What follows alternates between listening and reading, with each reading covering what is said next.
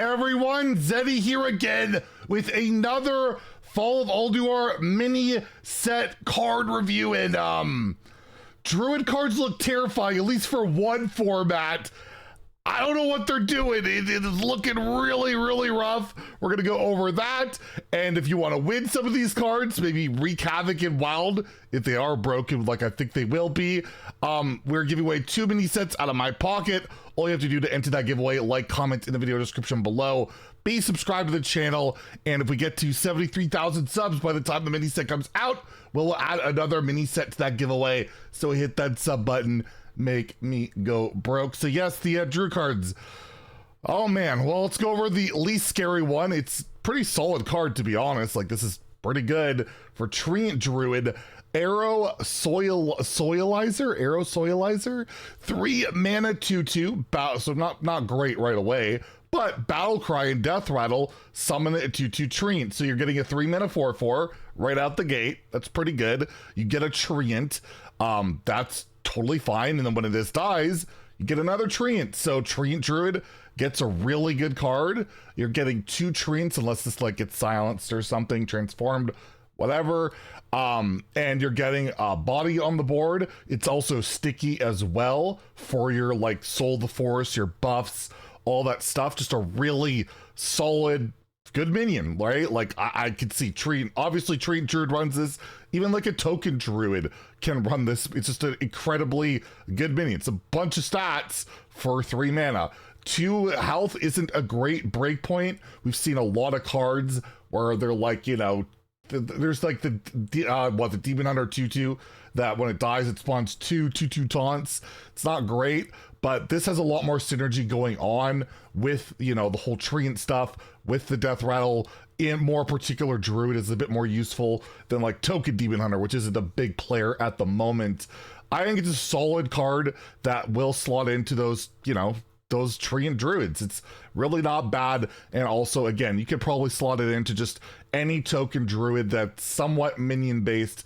Not seeing a lot of that these days, but you never know, right? But absolutely a decent, solid card. Not one that's like unhealthy for the game, I don't think. It's just a really, really decent card. I will give it a 4 in standard.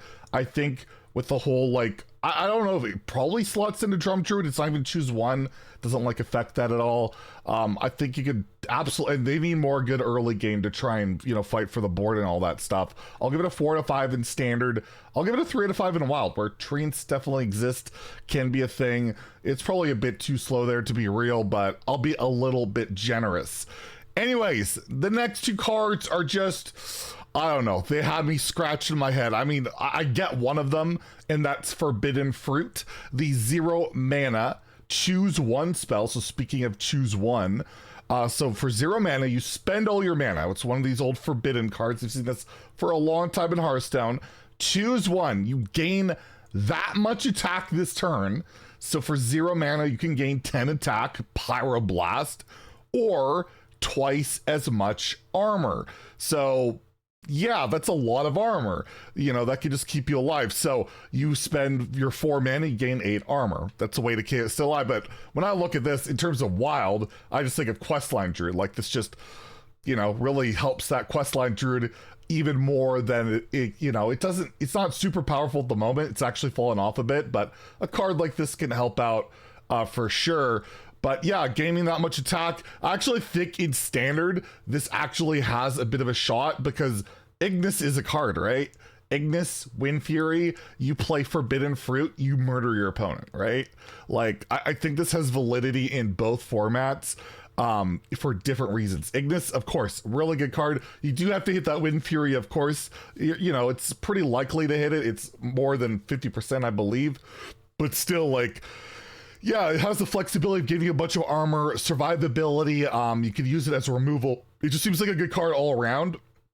In standard, like, it has an option. The only issue is if you're playing that, you know, you really want to guarantee that choose 1 option. I guess even if hitting this with the choose 1, like, you know, that whole Forge spell where you draw it and you have the guaranteed choose 1 ability, like, getting this double isn't exactly bad, right? Gaining that much attack and the armor, having both choose 1 effects is even that bad.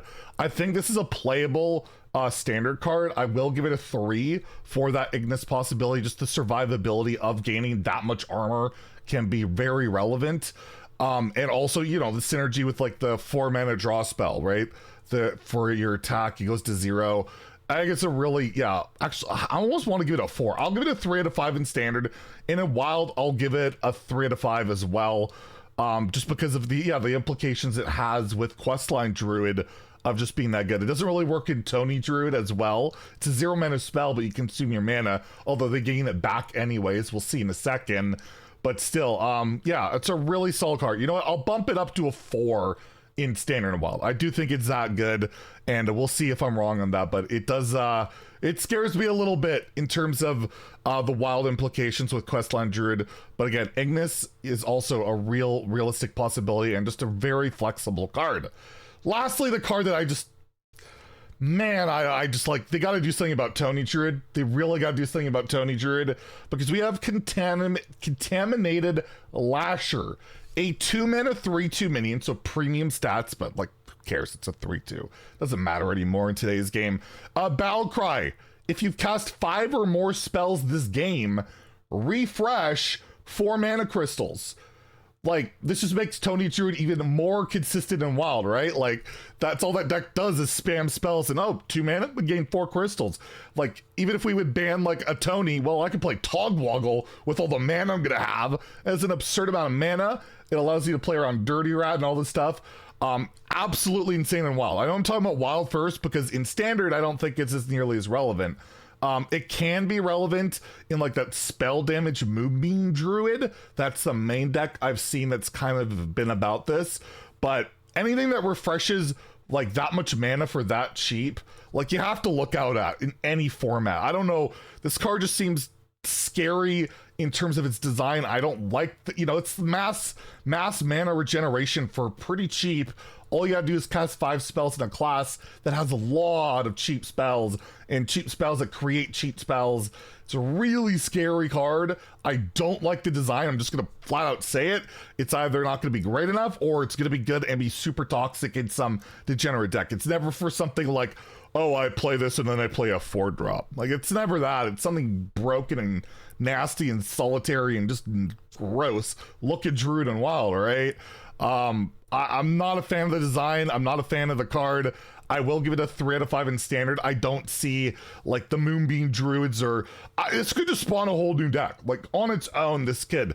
You know what? I'll give it a 4 out of 5 in standard and wild. I'll give it across the board, because yeah, in wild, Tony Druid, all those type of degen things, there's so many cheap spells like Nature Studies, all that, just Lightning Bloom, the you even have the, you know, the overheal card that I revealed, Funnel Cakes, that could just break the game. I don't like cards like this. I really don't. They scare me. Hope I'm wrong. Hope it's not degen. Hope it doesn't like break formats, but this type of card, I don't think they should be making this type of card. We've seen it before. It's just not healthy.